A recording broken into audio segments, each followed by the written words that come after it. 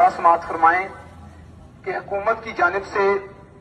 जो बिजली के बिल्लात में नाजायज इजाफा किया जा रहा है, डिस्ट्रिक्ट बार एसोसिएशन, अंजुमन ताजरान और मीरपुर की तमाम सियासी और मजहबी जमातों ने मिलकर ये फैसला किया है कि अब सिर्फ बात से इनके साथ कोई भी मामला तय नहीं किया जाएगा।